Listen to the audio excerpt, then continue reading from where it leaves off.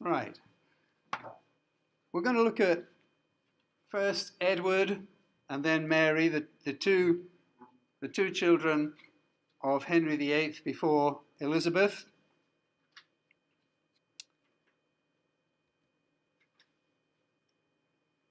And there's going to be a lot of nasty things going on here, especially under Mary.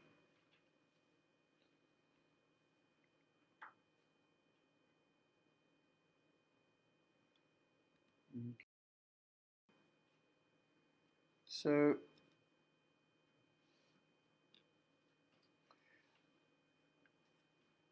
during those last years, after Henry had broken with the Pope, several things happened that we need to talk about.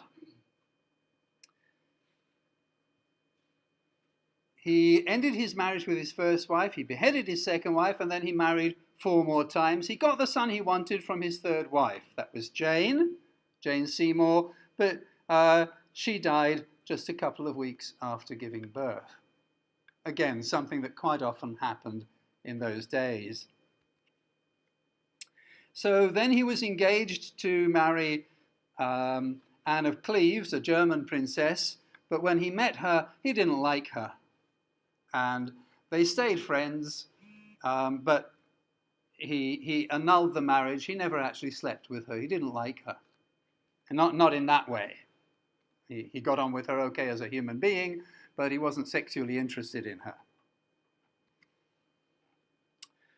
And the fifth wife was a cousin to Anne Boleyn, and the same thing happened. He accused her of having sexual relations with other men. Historians are divided about this, but they think that Anne Boleyn, it's probably not true. Catherine, well, it's possible that it was true. She must have been very stupid, knowing what happened to her cousin Anne, but it seems like maybe there was some truth in it. And then he married Catherine Parr, who was more Protestant in her thinking, and he listened to her patiently, and he respected her, and she survived for some years after he died in 1547.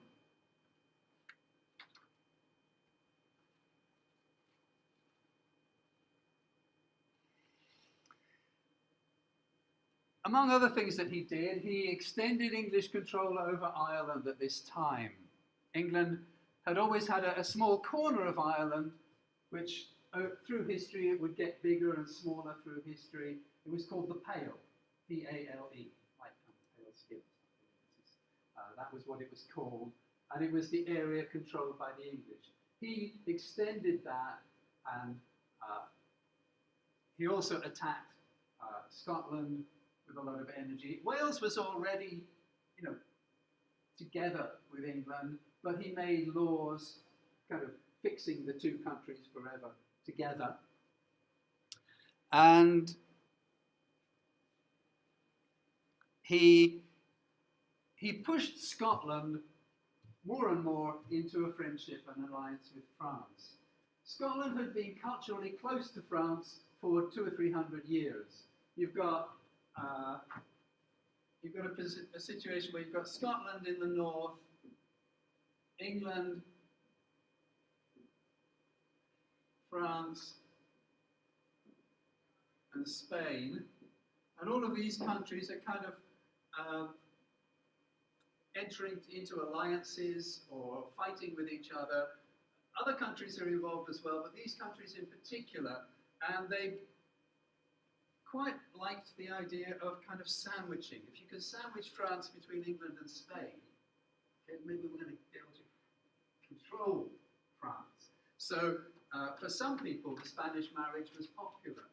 And when Henry was married to Catherine of Aragon, before the church changed, that was kind of popular because these two countries would be joined together and would be able to pressure France. The idea of Spain being controlled, of England being controlled by Spain was not popular, but the idea of the two countries cooperating to kind of pressure France, people liked that idea. Equally, Scotland liked the idea of being close to France because it could pressure England. And during the Middle Ages, first, the English had a strong influence in Scotland. And then if you've seen that terrible movie Braveheart, you'll know that the English, I mean, a terrible movie, but the basic story is true, that around about that time, Scotland managed to free itself of English control. And it kept itself free of English control by making an alliance with France. So that went on for quite a long time. And Henry, by attacking Scotland, made this alliance stronger.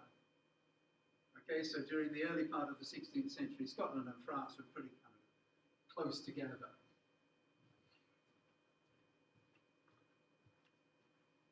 And as you can see, this is a lot of fighting. Pushing into Ireland, controlling Wales, trying to attack Scotland, and so on. And wars cost money. And Henry basically spent all his father's money very quickly. If you remember, I said his father was good with money and made the country rich. He was personally rich, and he also made the country rich. Henry, the son, spent all his father's money and ended up having to tax the people in order to get money for his wars.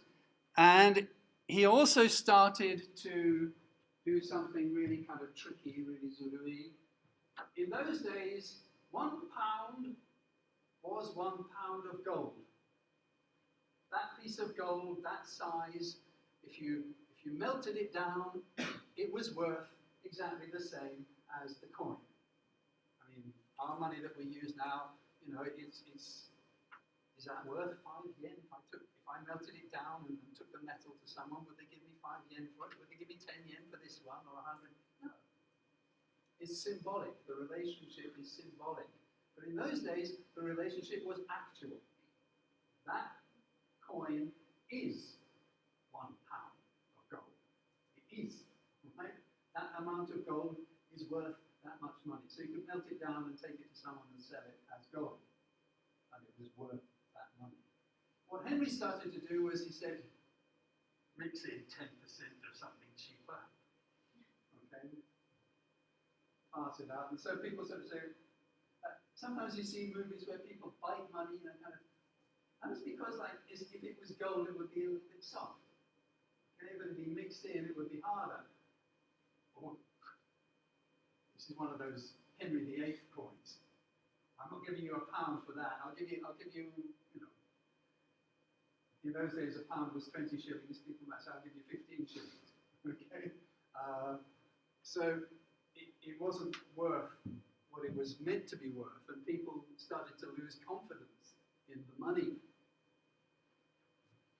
So this is leading to inflation and financial chaos.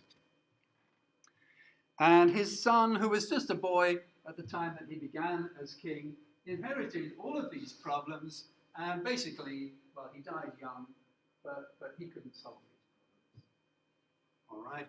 He's got the problems of England's enemies, Scotland and France. He's got the economic problems. He can't really deal with it. He's just a child anyway.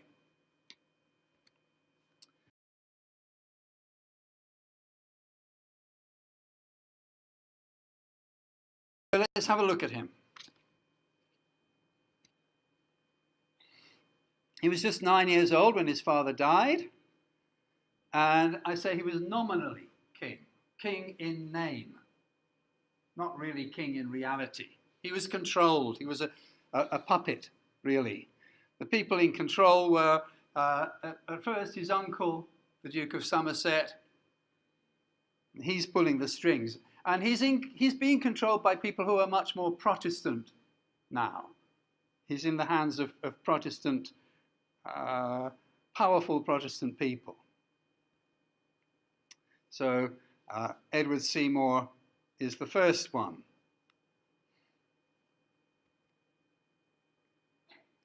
But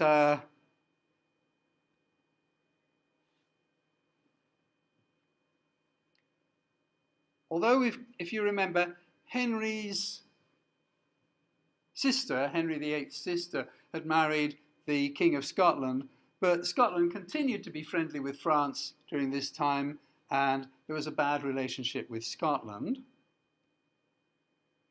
And Somerset was responsible for kind of the relationship and the fighting going on in Scotland. And it became clear that he wasn't doing a good job. And so he got replaced. Powerful people in the government said, this guy, he's really not helping us in our fight against Scotland. Let's get him out and let's put in this man, John Dudley, who now becomes the new kind of advisor to the king, to Edward.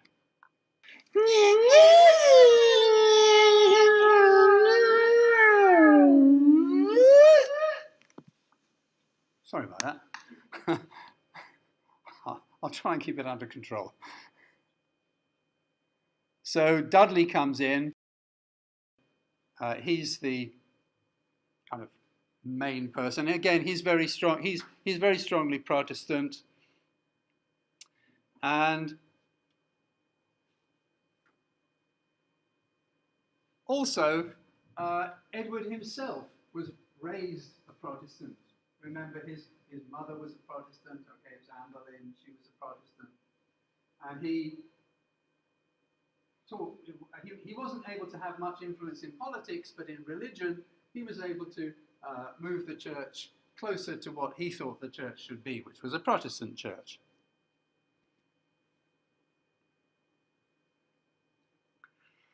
And as we've said, under Henry, England had remained doctrinally Catholic. But under Edward, we get Thomas Cranmer, Nicholas Ridley, Hugh Latimer, these very, very famous figures of the English Reformation, who, of course, are later on going to be punished by Mary.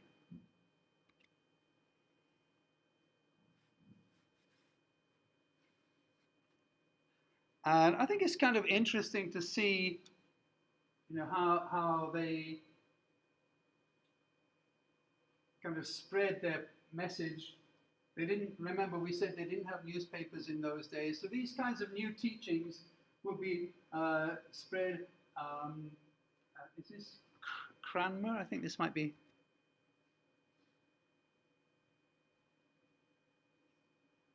I think this is Cranmer, or anyway, it's one of these Protestant reformers. They're standing up in public. Here's the king just opposite, but here's the crowd of people. Okay, you can see here, it's an open space. These kinds of open spaces were where the new policy would get delivered. Right? As I said, they didn't have newspapers, and this is how they would spread the news.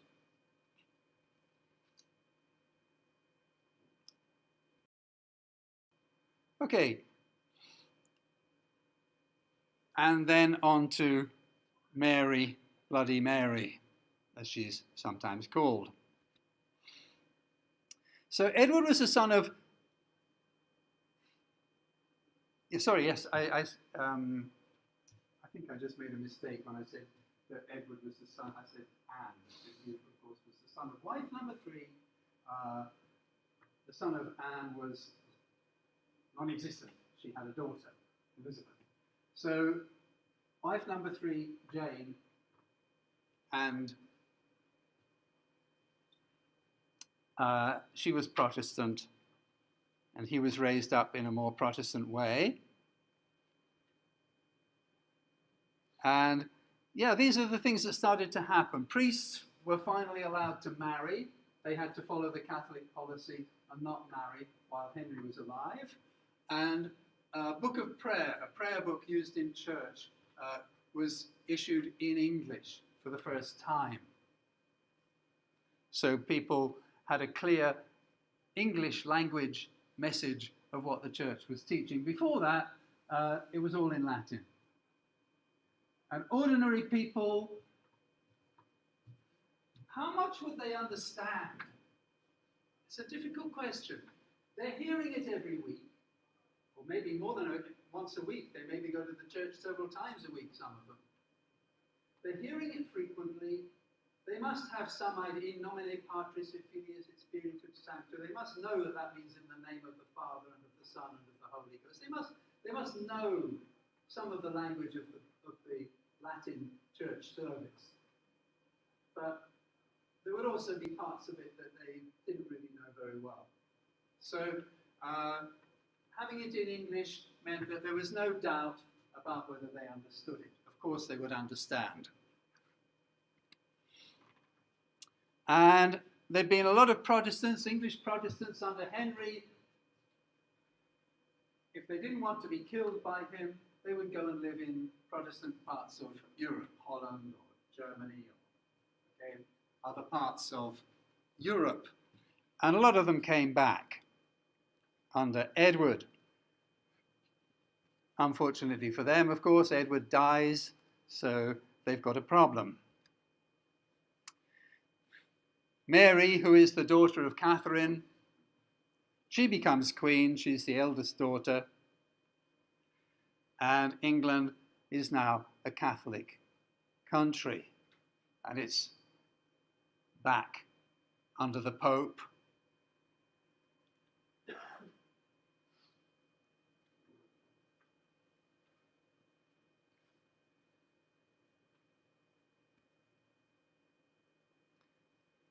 And this is what Mary is remembered for, the burning of Protestants during her reign.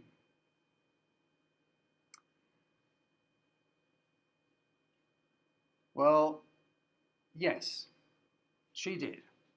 It's probably about 300. Sometimes they say 600, but somewhere in that sort of area.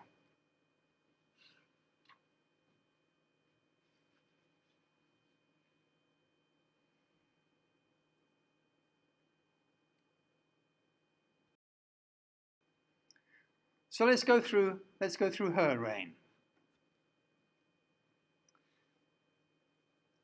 Edward did not want his half-sister Mary to become the queen, and he named his cousin, a Protestant, as the next queen, Lady Jane Grey.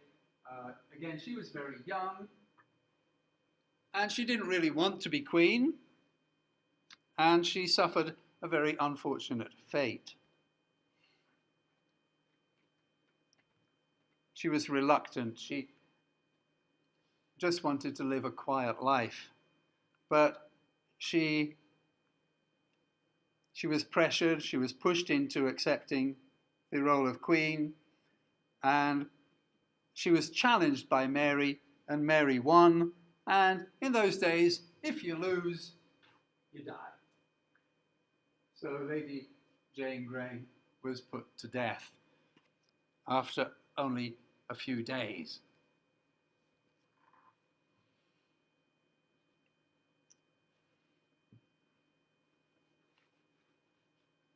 Now, once she becomes queen, and the reason she becomes queen is because there's enough support around her to win out, so that Jane Grey is not sufficiently supported and she loses her position. Once she gets her position, she wants to make it strong. And like her father, that means you have to have a child. If not, then Elizabeth, her half-sister, her Protestant half-sister, will be queen after Mary dies. So she wants to have a child, if possible, a son. And so she wants to get married, and she does so.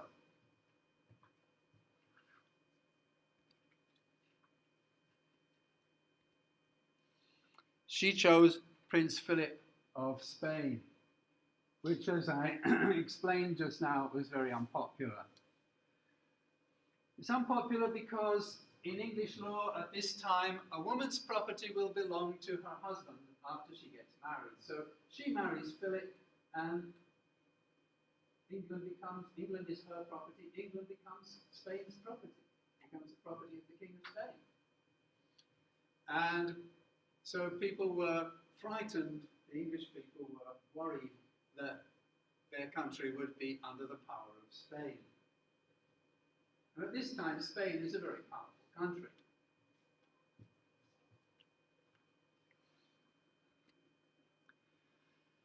And Thomas Wyatt led a rebellion against Mary to try to stop the marriage. But a year after she became queen, she got married, and the Spanish prince became the king of England and Ireland, and of course Wales, but at this time Wales was just being included with England.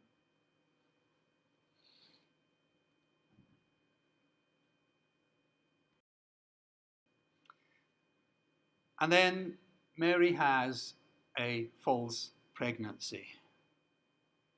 She stopped menstruating, she was believed to be pregnant, she continued to show signs of pregnancy, but by the summer of the next year, it was clear that this was a false or phantom pregnancy. There was no child.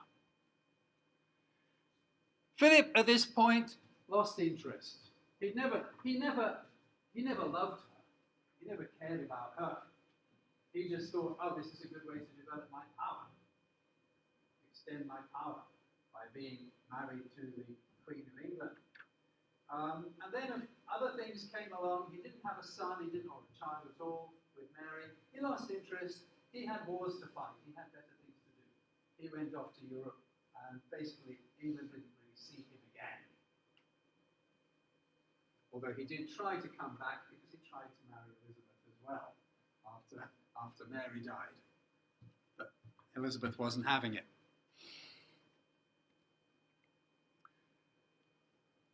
And just like her father, Mary believed that her failure to have a son was a punishment from God. Now, in her case, she wasn't going to use that as an excuse to get a divorce or to separate from, her husband or anything. She didn't want that. But she thought, I haven't been strict enough with those Protestants. I came in, I brought the country back to the Catholic way, but I haven't punished the Protestants. I bet God's angry with me. I should go out there and punish Protestants. Burn, burn. Okay, so that's what she does. She now starts on a policy of being strict with the Protestants and the heretics, as she called them, okay, who went against the Catholic religion.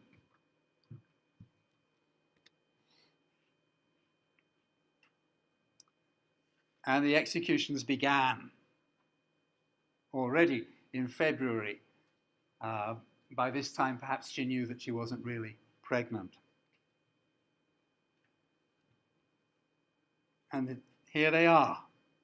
Okay? These are the names.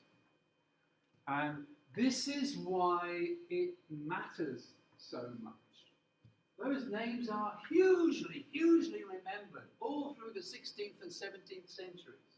Those names are not forgotten. She burned those people because they believed in a different idea of God from her. The propaganda damage was huge. All right, the numbers, as Stephen said, the numbers may not be huge. Okay, but still, in 3 years, 300 people is quite a lot compared with Henry or Elizabeth. But it's not so much the numbers, it's the fact that these people were written about in detail in Fox's Book of Martyrs. Fox and his Book of Martyrs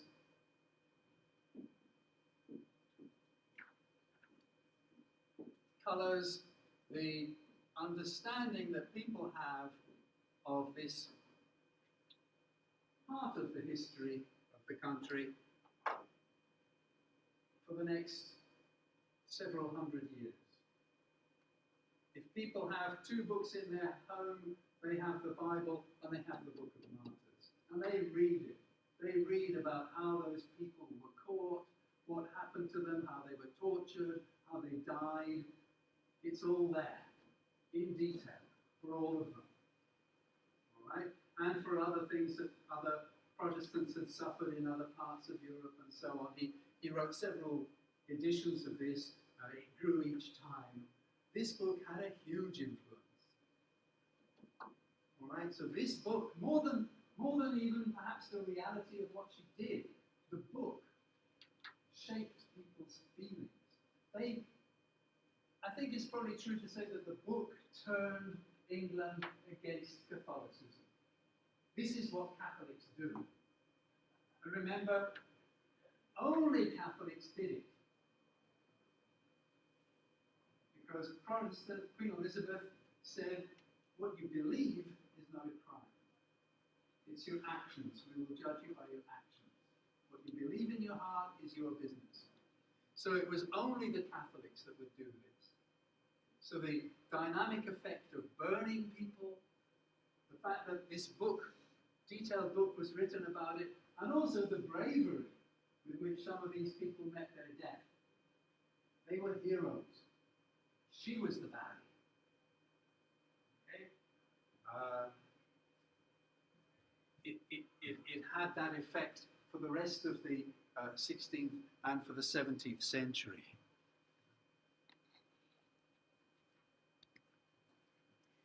So, Fox's Acts and Monuments, popularly known as the Book of Martyrs, was the thing that really changed people's thinking.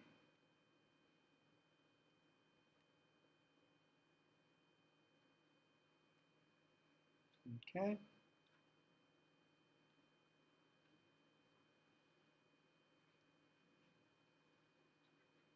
All right, well, that's about it.